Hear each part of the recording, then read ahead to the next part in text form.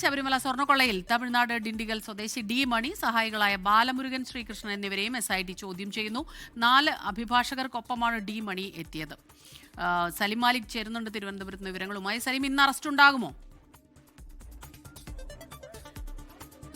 സ്മിത, ഈ ഘട്ടത്തിൽ നമുക്ക് അങ്ങനെ അറസ്റ്റ് ഉണ്ടാകുമോ എന്ന് ഉറപ്പിക്കാൻ കഴിയില്ല. എന്തായാലും പക്ഷേ ആ ചോദ്യം ചെയ്യൽ വിശദമായ ഒരു ചോദ്യം ചെയ്യലാണ് നടക്കുന്നത് എന്നുള്ള കാര്യത്തിൽ ഒരു തർക്കവുമില്ല. കാരണം ഇന്ന് രാവിലെ 10:15 ബാലമുരുകൻ ആദ്യം ഇവിടേക്ക് ഇഞ്ചക്കലിലുള്ള ക്രൈംബ്രാഞ്ച് ഓഫീസിലേക്ക് എത്തിയത്. തൊട്ടു പിന്നാലെ തന്നെ ഡി മണിയും ഇവിടെ ഓഫീസിലേക്ക് എത്തി. ഇപ്പോൾ ആ ചോദ്യം ചെയ്യൽ 6 മണിക്കൂർ പിന്നിട്ടിരിക്കുകയാണ്. ഇതിനോടകം ഇതുവരെയും അവർ പുറത്തേക്ക് ഇറങ്ങിയിട്ടില്ല. അന്വേഷണ സംഘത്തിന്റെ നീക്കം എന്താണ് എന്നും അറിയില്ല. അതിനിടയിൽ ഉച്ചയോടുകൂടിയാണ് ശ്രീകൃഷ്ണനും ചോദ്യം ചെയ്യലിന് ഹാജരായത്. ഡി മണിയാകട്ടെ 4 അഭിഭാഷകരുമായാണ് ചോദ്യം ചെയ്യലിന് എത്തിയത്. ക്രൈംബ്രാഞ്ച് മേധാവി SP വെങ്കടേഷ് നേരിട്ടെത്തിയാണ് ഇപ്പോഴും ഈ ചോദ്യം ചെയ്യൽ തുടരുന്നത്. നേരത്തെ SIT തമിഴ്നാട്ടിലെത്തി ഈ ചോദ്യം ചെയ്യൽ നടത്തുകയും അവരുടെ വീട്ടിൽ പരിശോധന നടത്തുകയും ചെയ്തിരുന്നു. അതിന് പിന്നാലെയാണ് ചോദ്യാവലി ഉൾപ്പെടെ തയ്യാറാക്കിക്കൊണ്ടുള്ള ചോദ്യം ചെയ്യലിലേക്ക് കടക്കാൻ തീരുമാനിച്ചത്. അതിന്റെ ഭാഗമായാണ് ഇന്ന് ഈ ചോദ്യാവലി ഉൾപ്പെടെ തയ്യാറാക്കിക്കൊണ്ട് മണിക്കൂറുകൾ നീണ്ട ചോദ്യം ചെയ്യൽ. ഇതിനിടയിൽ പല നിർണായക വിവരങ്ങളും ഉണ്ണികൃഷ്ണൻ പോറ്റിയെയും മന്ത്രിമാരെയും ഉൾപ്പെടെയുള്ള കാര്യങ്ങളിൽ പരിചയമുണ്ടോ, ശബരിമല സ്വർണ്ണമോഷണവുമായി ബന്ധപ്പെട്ട ഈ പുരാവസ്തു മേഖലയിലേക്ക് കാര്യങ്ങൾ കൈമാറ്റം ചെയ്യപ്പെട്ടിട്ടുണ്ടോ എന്നതുൾപ്പെടെയുള്ള കാര്യങ്ങൾ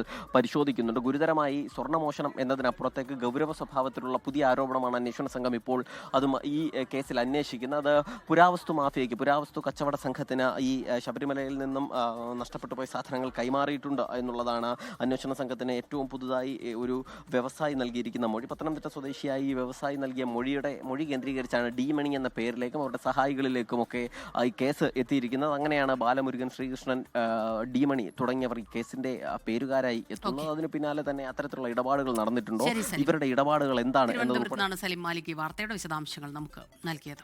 ലോകത്തെവിടെയായാലും ഏത് സമയത്തും 24 വാർത്തകളും ഓഗ്മെന്റഡ് റിയാലിറ്റി പാക്കേജുകളും എക്സ്പ്ലെയിനറുകളും വിശദമായി കാണാൻ ഞങ്ങളുടെ YouTube ചാനൽ നിങ്ങൾക്ക് സബ്സ്ക്രൈബ് ചെയ്യാം.